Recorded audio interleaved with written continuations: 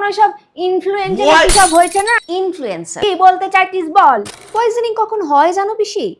এক, যদি ব্যাকটেরিয়া বা ফাঙ্গাল গ্রোথ হয়, আর দুই, খাবারের নিজস্ব কিছু কেমিক্যাল রিয়াকশনের জন্য। এবার ফ্রিজের টেম্পারেচার থাকে 4 ডিগ্রি সেন্টিগ্রেডের নিচে, যে টেম্পারেচারে এই ব্যাকটেরিয়া আর ফাঙ্গালের গ্রোথ এবং এই যে রিয়াকশনের কথা বললাম দুটোই খুব স্লো হয়ে যায়, একদম নায়ের বরাবর, যার ফলে খাবারের গুণগত মান ইনট্যাক্ট থাকে আর ফুড পয়জনিং এর রিস্কও অনেক কমে যায়। বরং তুমি যদি খাবার রান্না করে ঘন্টার পর ঘন্টা বাইরে ফেলে রাখো, সেক্ষেত্রে রিস্ক অনেক বেশি। দিস নয়। আচ্ছা পিসি, একটু ভাবো, সারা জীবন তো 3 বেলা ফ্রেশ খাবার বানিয়ে এলে, তাইলে তো তোমার খুব হেলদি হওয়ার কথা। তাইলে কোমর ব্যথা লেগেই আছে কেন? রাতে কেন তোমার ঘুম হয় না? প্রতিদিন কেন অম্বলের ওষুধ খেতে হয়? ভাবা প্র্যাকটিস করো। এত দাম দিয়ে ফ্রিজ কিনেছো আর সেটা তুমি ইউজ করবে না।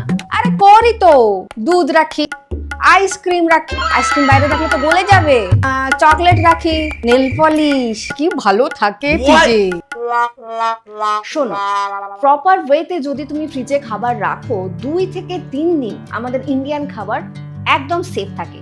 আর এগুলো আমি বানিয়ে বলছি না, এগুলো সায়েন্টিফিক্যালি প্রুভেন। তাহলে পুষ্টি নষ্ট হয় না, এটা ভুল ধারণা। ফ্রিজে খাবার রাখলে কিন্তু নিউট্রিয়েন্ট লস খুবই কম হয়, তার চেয়ে অনেক বেশি নিউট্রিয়েন্ট লস হয় যখন তুমি খাবার রান্না করছো বা রিহিট করছো।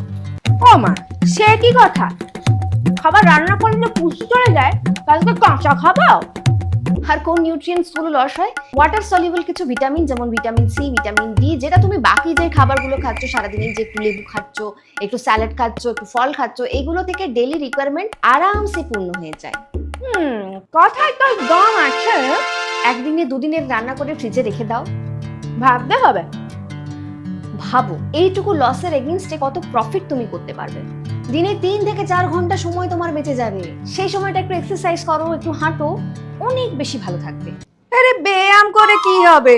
এই তো হোয়াটসঅ্যাপ ফরওয়ার্ড এসছে, দুবার বগল বাজালে সব রোগ চলে যাবে।